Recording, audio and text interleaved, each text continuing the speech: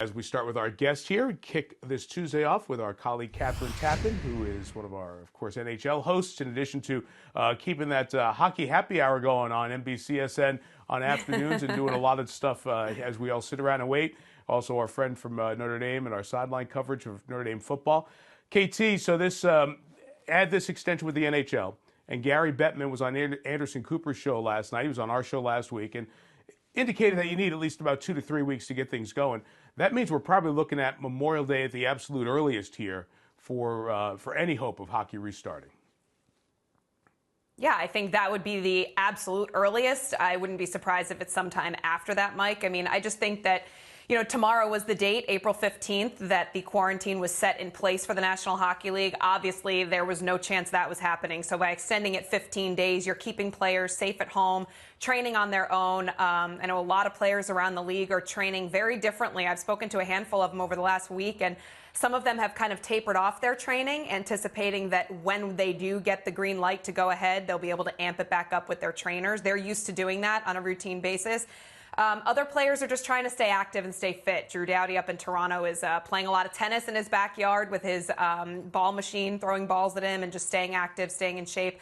But, yeah, I mean, I think Memorial Day would be a great time to start the Stanley Cup final or the next phase of what's going to happen here, whether it's jumping into the playoffs or finishing out the regular season. But I think that date is a little ambitious as well. I think we're looking at a little bit further past that.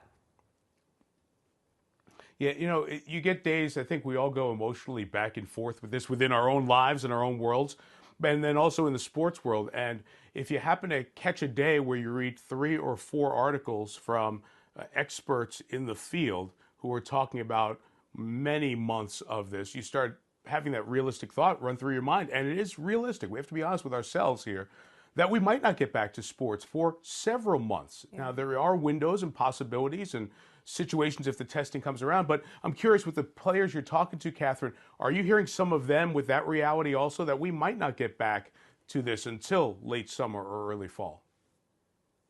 Yeah, one of them I talked to last week, and he was asking me what I was hearing, and I'm not hearing anything different than anybody else is. We don't have insider information to this. This isn't like a story that we've been covering throughout the league that we have our sources to tell us about.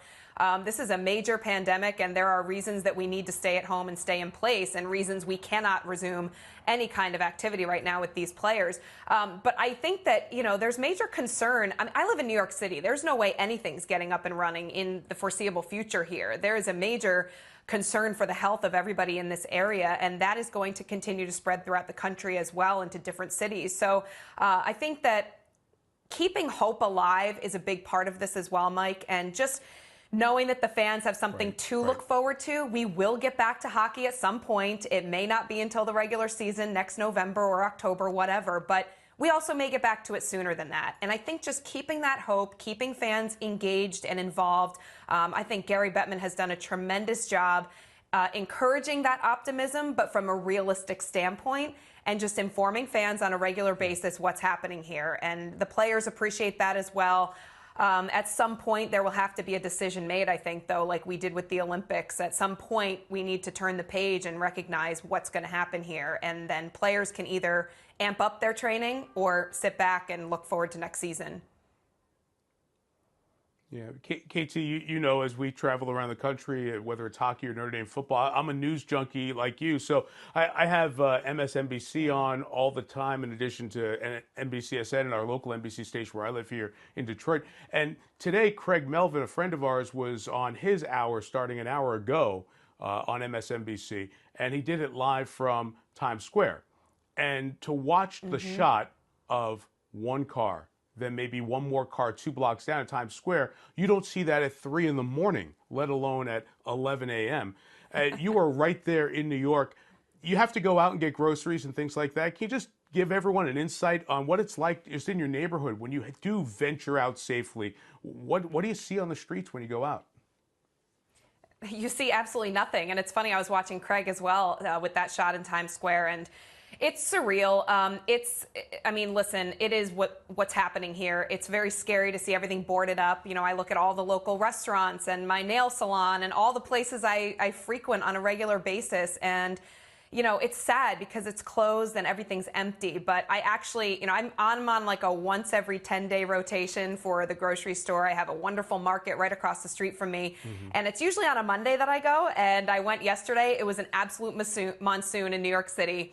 I was the only person in the store with all the other workers who are completely safe and masked. But it was surreal. It was like, where is everybody? I mean, that never happens. So, there's not much going on. I do take frequent strolls in Central Park. I go for walks in the afternoon with my sister, socially distancing, of course. And it's nice to see young kids on their scooters. It's nice to see the dogs running around and people just having some sort of presence of life. But once you leave the park, the streets are empty, the sidewalks are empty, the stores are closed. I can hear right now, and you'll probably hear it approaching in moments from now, sirens all the time. So it's definitely surreal New York City. As I told you last week, it's just a loud silence right now here. Yeah, that was such a perfect phrase to describe it. So we were discussing before we got on the air, oftentimes, especially in the fall for us, but you have it during the winter where you're working almost every other day or every day with hockey. For us, working Monday to Friday is not what our job normally entails because of so much being on the weekends, yet we are in different ways. You're doing the hockey happy hour. I'm doing this show every day. And one of the things that you have been able to do is bring together some really neat hockey folks. And maybe the top of the top was one I'd love to discuss with you for a few minutes. Alex Ovechkin and Wayne Gretzky. Gretzky, of course, at the top of the goal scoring, on the top of the hockey mountain, period. And Ovechkin continuing on that run towards Gretzky's magical goal total. What was it like to have the two of them visit and talk? What did you find out about them that you didn't know? What it was like, I was sitting at my kitchen counter looking at a screen talking to two of the greatest players of all time. I mean, this is what these circumstances have brought out, right? These two guys would never be together on a under normal circumstances, given their schedules and given that they live on opposite coasts. But we do a series, Hockey at Home, through the NHL, and they arranged this interview. And I mean, I jumped all over it. I thought it was a tremendous opportunity and really an honor for me to be able to talk to these two guys. But Wayne Gretzky has such an adoration for Alex Ovechkin right now and what he's doing. And mutually, Alex Ovechkin, he was nervous, Mike, on the call. I mean, we bantered a little bit for about 20 minutes, the three of us just trying to get the audio correct and get the shot to not make it look like anybody's, looking at their ceiling with their devices. But, Ovi said, I'm a little nervous, It's not every day he gets to talk to the great one, but they have a really unique relationship. And when you tune into the show next Monday, you'll hear all about how they met for the first time, the dinner that they went on with one another in California a couple years ago, a great story about Wayne Gretzky giving Ovi one of his sticks. And it's incredible. We have the video of Ovi receiving it last September, right around his birthday.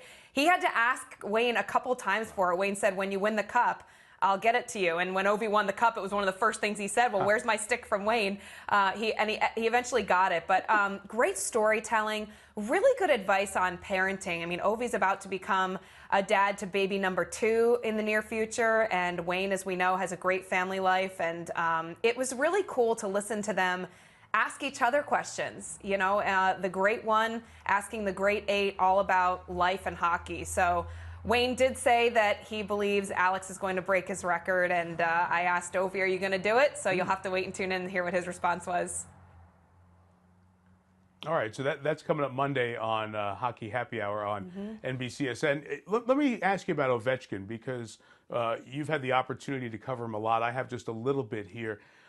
It seems, Kathryn, the run to the Cup, winning the Cup a couple of years ago, we're almost seeing a different Alex Ovechkin. Have you noticed someone who's a little more open with the media, thus by extension the fans, and even with the stuff he's putting on social media, a different guy than we saw when he was running into that mountain of Pittsburgh talent over the years?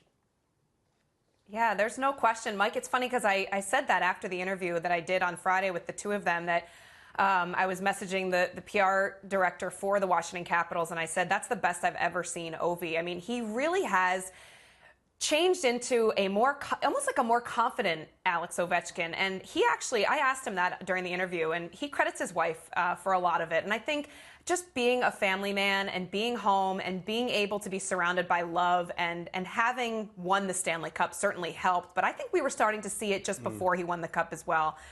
He's embraced the community in the Washington, D.C. area. He lives in Virginia a lot. He's very present in the community and with people and fans. And I just think that maybe early on, Ovi felt like he had something to prove, even though he didn't to any of us. But he came in, he was always compared to Sidney Crosby, the great rivalry between the two of them. And Sid went off and won 3 Stanley Cups before Ovi got his first. So over the years, I've seen a total transformation of Alex Ovechkin. And it's been really fun. I sit down with these players before the season begins at the Player Media Tour.